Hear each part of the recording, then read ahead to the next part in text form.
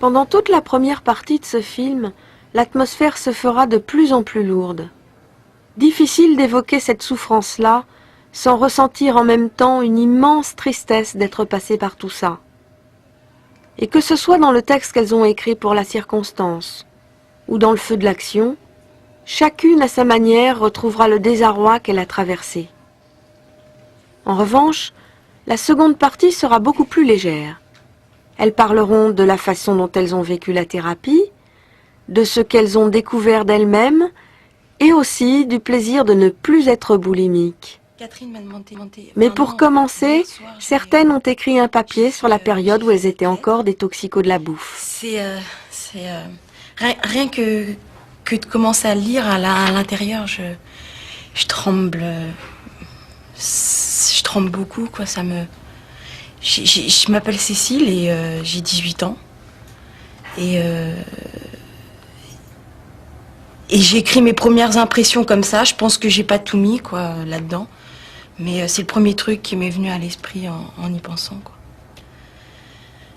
Quand je pense à l'horreur de la boulimie, je pense à ces 5 années que j'ai passées à vomir tous les jours ou presque. Au début, je me sentais moche, horrible.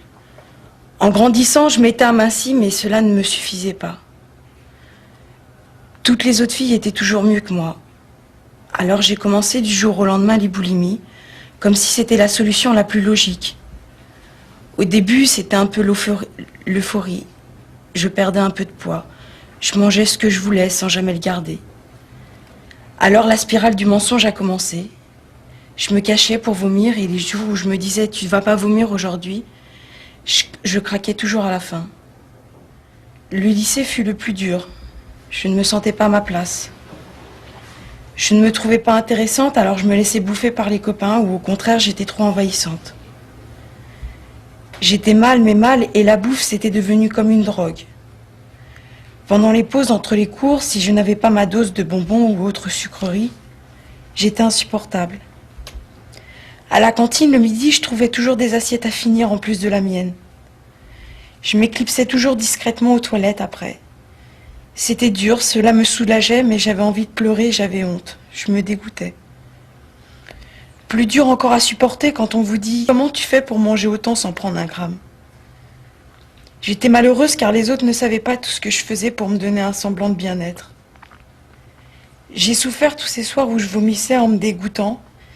Et parfois, à d'autres périodes, c'était le contraire, je n'avais plus faim. Je cachais toujours à mes parents mes périodes d'empiffrement, mes périodes sans nourriture. Alors j'ai commencé à fumer en espérant moins manger. Ça n'a rien changé.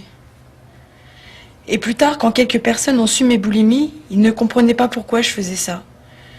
Je culpabilisais tout en ayant un besoin de bouffer à volonté. C'est le moment de ma journée presque agréable.